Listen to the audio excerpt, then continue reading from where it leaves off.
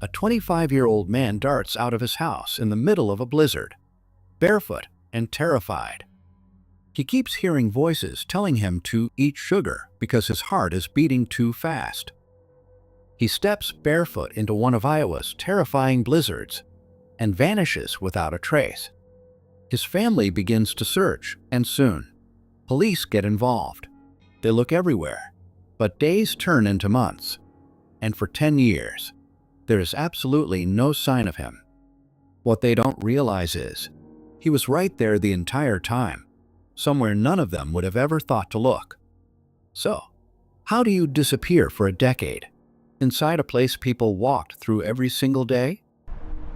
Decade-long cold case takes a bizarre twist at this former No Frills Supermarket.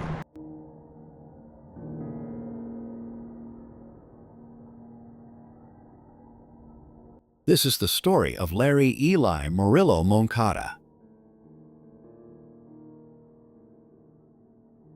Larry was only 25 years old, living with his mother Anna Moncada and his father Victor Murillo in their modest suburban split-level house in Council Bluffs, Iowa.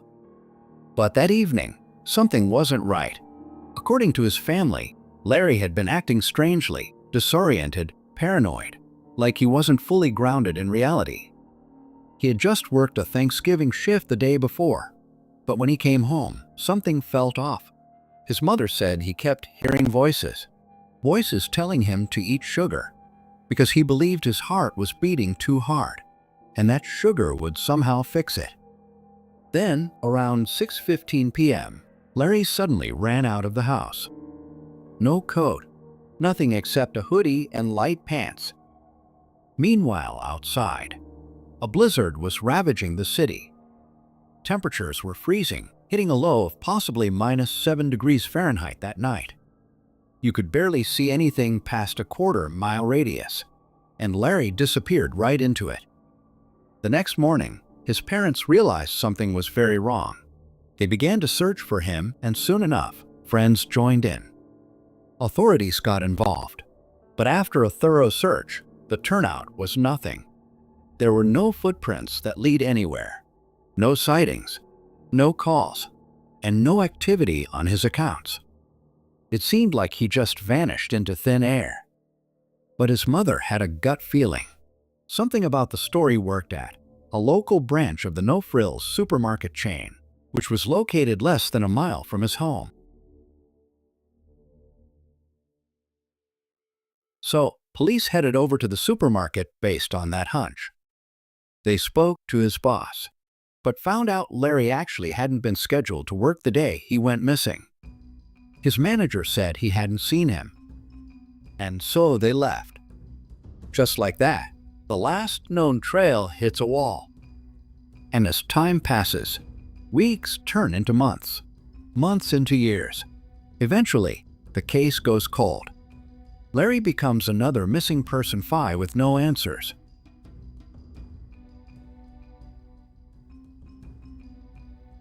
The No Frills store where Larry worked had been closed for a while out of standard business cessation.